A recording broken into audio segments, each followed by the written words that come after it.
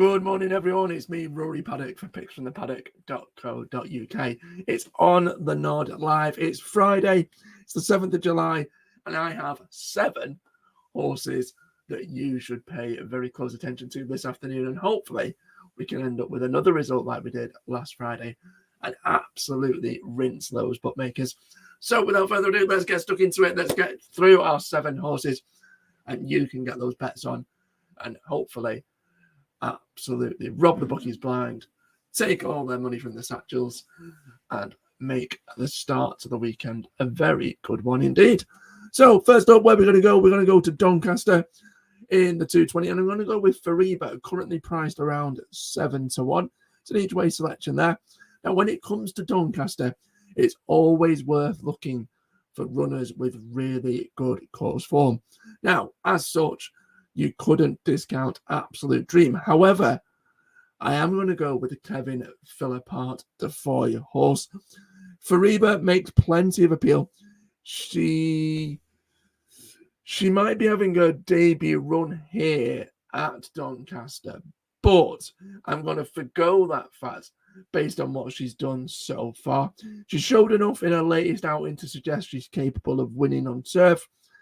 Now up against older rivals, she gets both a very handy weight for age and weight for sex allowance that makes her £9 better off than her mark should be.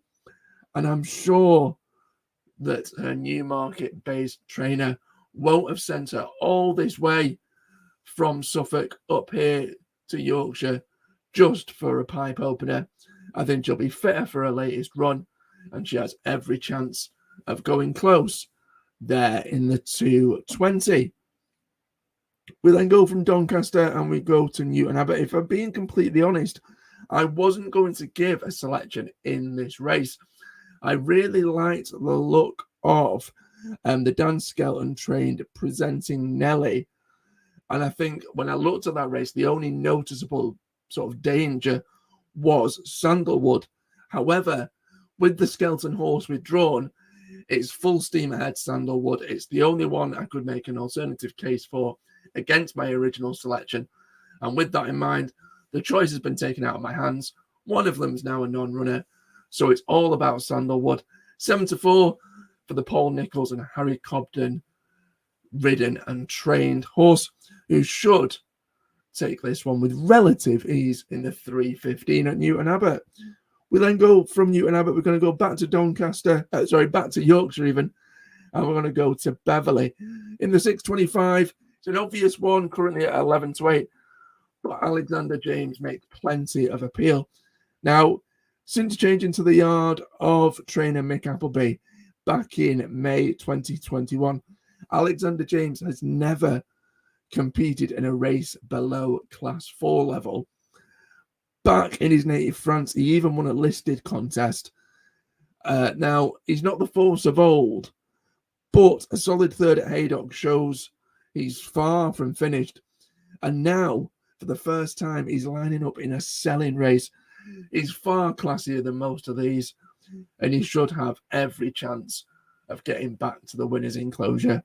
Alexander James, now dropped in class, should be the one to beat in the 6:25. Now, just 5 minutes later, I want to go with Scarlet Dancer. Now, I have to give you a bit of a warning with this horse. It is the first reserve, so we need one horse to be withdrawn. Now, it raced yesterday, so whether or not we'll see it line up again today, I can't be 100%. In all honesty, I was gutted to see that it raced yesterday. It did produce a really decent effort. It finished third. That was over a mile. This race is over a sprint trip. It's either 5 or 6 furlongs, and that is way more to its liking. So for decent handicap mark, jockey takes off a couple of pounds off its back as well, and I think Scarlet Dancer has every chance. Major concern would be the fact that it raced yesterday. The fact it's the first reserve means it may not get a run, but I think small stakes each way play, in all honesty, on Scarlet Dancer is probably the way to go. Currently 12-1, and I think that's a fair enough price, especially now it's got its preferred trip. Sticking with Bellewstown, and we're going to go to the 7:40, where Sleeve Burner is my selection. Each way has been backed in from around 12s into 9-1. It was 6 of 16 in his only start here at Bellewstown in the past. That was obviously his sole course and distance attempt, and it was a decent enough performance. Now, it returns after an eye-catching 5th last time out, and with a more favourable rating, he's expected to go even closer in what looks a pretty open race. Plenty of runners, plenty inward chances, but Sleeve Burner could go pretty well at decent odds in the 740. Sticking with Ireland, the following race, the 8:15, we're going to go with Frano as an each-way selection. It's the only former course winner in the lineup. Clearly likes it here at Bellewstown, and a return to this venue looks a positive move by Connections. Should be fit from a hurdling exploits last month, and now back on the level. Only £5 below his last winning mark, and with great young jockey Robert Werty in the saddle and taking further weight off, I don't think the horse will be far away. Frano, back at Bellewstown, has every chance of going close. My each-way selection there in the 8:15. And last but by no means least, half an hour later, we're going to go back to Yorkshire, back to Beverley, and I'm going to go with Temper Trap. Has attracted plenty of market support into 5-1. May not have tasted success in his last 11 starts, but the 6-year-old now resides off a very, very attractive handicap mark. A 5th placed effort 2 starts back shows he's still more than capable. Sean Kiran takes an additional £3 off the horse's back, and he's got enough in his favour to challenge the main protagonists. Temper Trap, my each-way selection in the 8:45. So, my 7 for the 7th of the 7th, 2023. This Friday, I want to go Doncaster, 220 for Reba. Sandalwood in the 3:15 at Newton Abbot. Alexander James to win the 6:25 at Beverley. Temper Trap in the 8:45 at the same course. And over in Ireland at Bellewstown, Scarlet Dancer, Sleeve Burner, and Frano, all each way to do the business there. As always, we've got full race previews, extra selections, all of our team's naps from myself and the rest of the team over on our completely free app.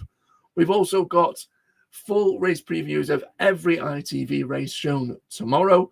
So make sure you go on over there, download it absolutely free. But thanks for watching. As always, any likes, comments and shares, very much welcome. And fingers crossed, touch wood, and good luck if you follow.